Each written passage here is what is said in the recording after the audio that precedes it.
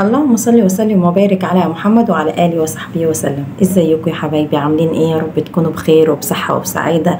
وحشتوني جدا جدا. النهاردة يا جماعة موضوعنا جالي عليه الحقيقة رسائل كتير قوي، والله بتردد كتير جدا على ما اتكلم في الموضوع ده، بس بجد ستات كتير جدا متمئزة منه، وبيكون السبب فيه الحقيقة الراجل، لان الشخصيات ديت بتاخدنا في حتة تانية خالص احنا ما كناش بنفكر فيها قوي، وهي الرجل النرجسي. الرجل النرجسي يا جماعة دايما حاطط مراته تحت الميكروسكوب، ودايما واقف لها على اي غلطة. طب تعالي، هي ما غلطتش، هو بيخترع لها اي غلط علشان يغلطها فيه. تعالي، كل الناس بتحبها، يجي هو في وسط الناس ويطلع فيها اي عيب والسلام علشان الناس تشوفها وحشة او ما تحبهاش. المهم اللي هو بيقلب عليها الترابيزة في اي وقت، علشان هو مش عايزها تكون احسن منه، مش عايزها تكون افضل منه، مش عايز حد يشوفها حلوة، عايز هو بس اللي يشوفها، وهو بس اللي يأمرها، وهو بس اللي يتحكم فيها. والمقصود بالراجل النرجسي مش اللي هو الزوج بس، ما هو ممكن يبقى مديري في الشغل نرجسي جدا وبيفرض رأيه بطريقة مستفزة لدرجة ان انا ممكن امشي واسيب الشغل، ومتسلط جدا ويبقى مش كويس معايا ولا مع الموظفين، وهو فاكر ان هو كده بيدير الشغل على اكمل وجه، وهو في الحقيقة شخصية نرجسية جدا، عايز يدي اوامر وبس، بدون اي وعي اللي قدامه دوت هيقدر يتحملها او هيقدر عليها تنفيذها او لا. المهم اللي هو يقول اللي هو عايزه وخلاص. واكتر الخناقات مع مثلا الست وجوزها الراجل النرجسي ده، اللي هو دايما شكاك كمان، غير اللي هو نرجسي وان هو مثلا بيفرض رأيه عليها او بيخليها تقل الشخصية في نفسها، اللي هو كمان شكاك، مش عايزها ترد على حد، مش عايزها تكلم حد، مش عايزها تروح لحد، ودايما عايزها ليه لوحده كده. اناني في كل تصرفاته، عايزها على اي وضع من الاوضاع. انت تعبانه، انت ما تقدريش، هو مثلا عايزك النهارده يبقى عايزك النهارده، مش عايزك تروحي لحد، مش عايزك تكلمي حد، ولو كلمتي حد يفضل يزن ويلا تعالي انا عايزك، مع ان انت ممكن تبقي قاعده جنبه وما يقولكيش حاجه وما يرغيش معاكي في موضوع مهم، بس هو مش عايزك تتكلمي مع حد كتير، مش عايزك تقعدي مع حد اطول وقت، عايزك انت جنبه بس تقعدي معاه وبس كده، وما تعمليش اي حاجه، بس هو بيرتاح كده ان انتي تبقي دايما تحت عينه.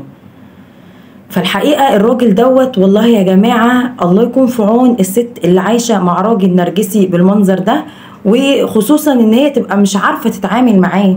يعني ناس كتير جدا بتقول هو بيحبني، هو كويس، بس انا مش عارفه اتعامل معاه، انا مش عارفه لما يقول لي ما تكلميش مثلا ده وما تكلميش دوت، وما تروحيش بيت ابوكي، وما تروحيش هنا وما تروحيش هنا، انا بحس اللي هو خايف عليا، بس انا بتضايق، انا عايزه اروح بيت ابويا. ازاي يا جماعه جوزي يقول لي ما تروحيش بيت ابويا واقول اللي هو خايف عليا؟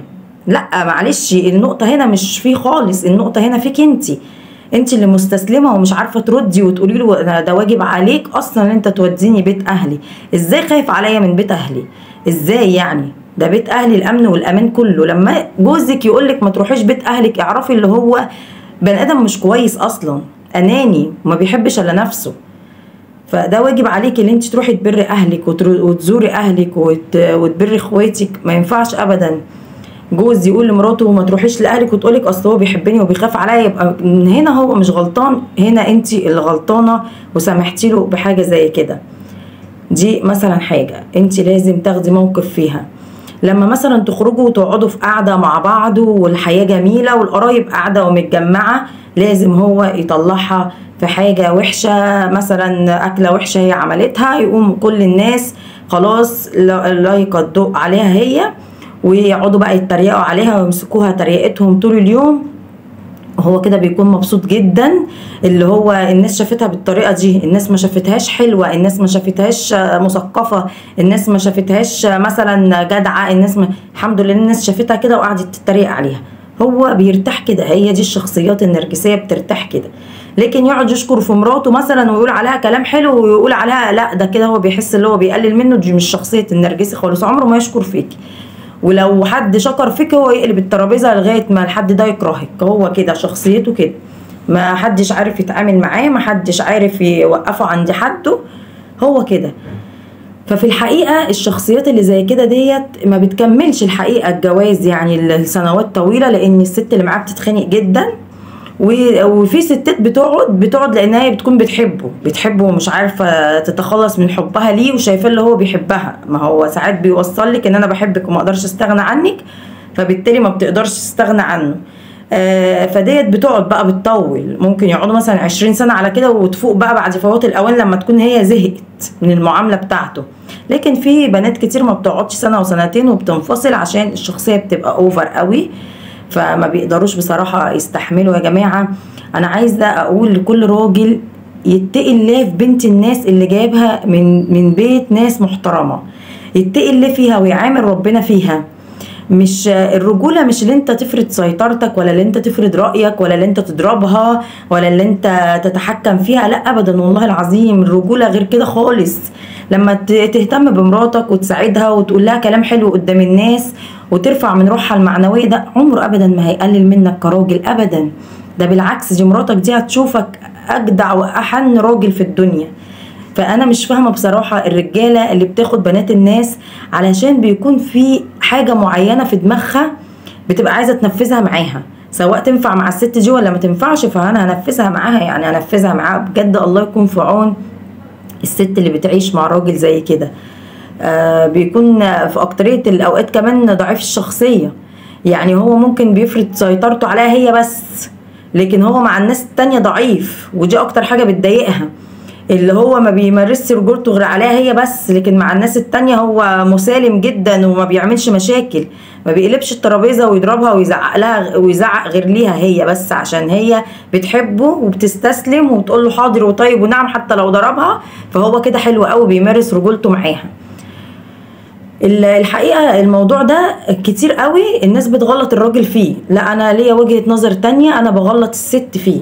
ان الست اصلا لما بتسمح للراجل بالتطاول عليها او يمد ايده عليها او يزعق لها او يقلب الترابيزه او يكسفها قدام الناس وما تاخدش موقف، ففي الاخر هي اللي بتشيل الليله كلها، لانها هي سمحت له بكل دوت معاها وعدت وعادي وكلمته، فهي اللي بتبقى غلطانه. واي حتى مدير شغل او اي حاجه لازم يا جماعه نحط النقط على الحروف. مش عشان انت مديري في الشغل تستغل تبتي مثلا وتستغل ان انا جدع معاك في الشغل او اي حاجه، وتديني مثلا شغل اكبر مني او تديني مسؤوليه انا مش قدها، لمجرد ان انت بس راجل نرجسي وعايز تنفذ كل الحاجات عليا انا بس. لا يا جماعه، التعامل بيكون احسن من كده. عايز حد يتعامل معاك في شغل، كن ذوق معاه، كن كويس معاه، هيديك عينه من غير اي حاجه.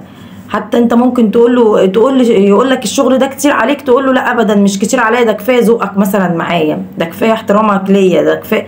يعني يا جماعه لو ناخد بالنا من الكلام الحلو والله العظيم بيغير النفسيه جدا، بيغير المود بتاع البني ادم. بصوا مش قادره اقول لكم 24 درجه. كلمه بس، حتى لو الراجل دوت بيقول لمراته بس كلمه حلوه في البيت، يسلم ايدك على اكله، الله البيت جميل، شكله جميل النهارده، ده انت تعبتي فيه، بتلاقيها تاني يوم هدت الدنيا كلها عشان تطلعها اجمل واجمل، واللي عملت الاكل تاني يوم احلى واحلى علشان بس قال لها كلمه حلوه. الرجاله بقى النرجسيه الجحده ديت اللي دايما بتفرض شخصيتها على ستاتها وما بتبقاش ابدا شايفه اللي هي بتعمله.